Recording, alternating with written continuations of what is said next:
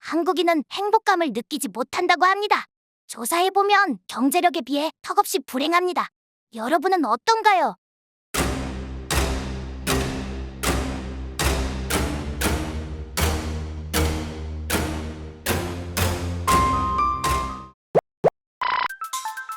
한국인은 불행하다.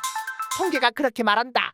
미국 갤럽이 148개국을 대상으로 행복감을 느끼는 정도를 조사한 결과 한국인의 행복 순위는 97위로 나타났다. 한국인의 행복 지수가 낮다는 통계는 매우 많다. 선진국의 모임인 경제협력개발기구 OECD가 발표한 행복 지수에서 한국은 36개국 가운데 24위로 하위권이었다. 한국은 11개 평가 항목 가운데 고용, 환경, 건강, 일과 삶의 균형, 공동체 생활 부문에서 최하위권으로 조사됐다. 유엔이 공개한 세계 행복 보고서에도 한국은 10점 만점에 5.7점으로 전체 156개국 중 56위에 그쳤다. 외국 말고 국내 기관에서 발표한 통계도 마찬가지 결과가 나온다.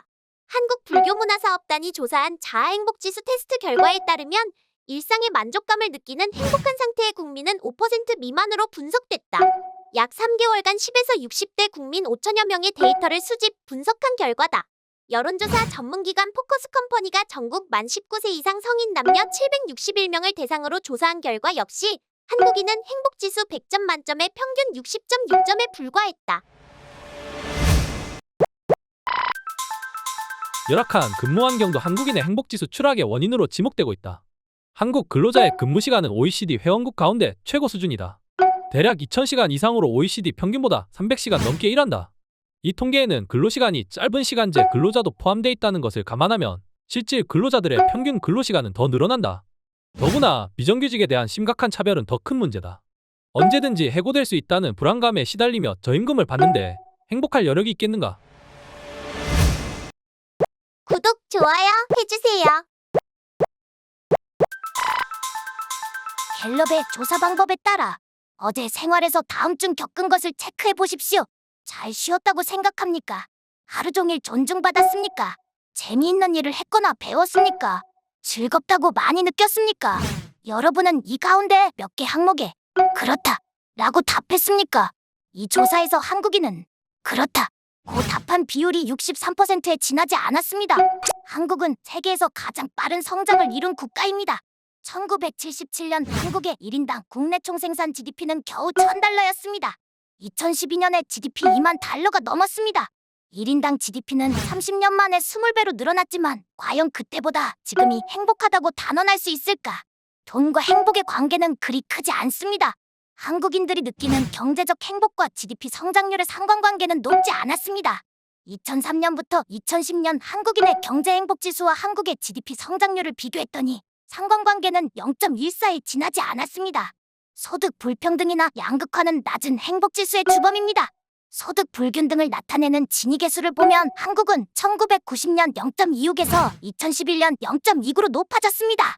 같은 기간 상대적 빈곤율도 7.1%에서 12.4%로 증가했습니다. 한국인의 삶의 질이 최악의 상황으로 내몰린 직접적인 이유는 세계에서 가장 빠른 속도로 악화된 계층 간 소득 격차 때문입니다. 소득 양극화가 교육 격차로 이어지면서 다수가 상대적 박탈감에 시달리는 것도 행복지수를 떨어뜨리는 요인입니다. 그러면 행복지수를 높이기 위해서는 어떻게 해야 할까? 우선 사회적 불평등이 해소돼야 한다. 양극화 해소가 우선인데 이를 위해서는 평균치의 함정에서 벗어나야 해.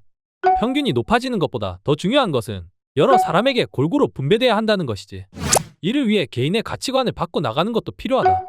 행복도와 관련된 조사의 세부사항을 보면 행복도를 높이는 방법도 찾아볼 수 있지. 그 가운데 한 조사에서 행복 수준에 가장 큰 영향을 미치는 것으로 감사하는 마음을 손꼽았지.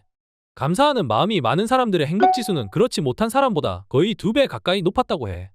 미국 갤럽은 지난 50년 동안 행복에 큰 영향력을 미치는 5가지 테마에 대한 연구를 진행했다. 5가지 테마가 전체적으로 알맞은 밸런스를 유지할 때 진정한 행복을 만끽할 수 있다는 것이다. 첫째, 내가 매일 하고 있는 일을 얼마나 즐기고 좋아하는지, 직업적 웰빙.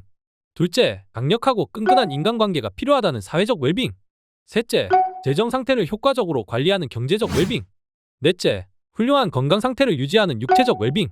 다섯째, 지역에 대한 참여의식, 봉사활동 등 커뮤니티 웰빙 등이다.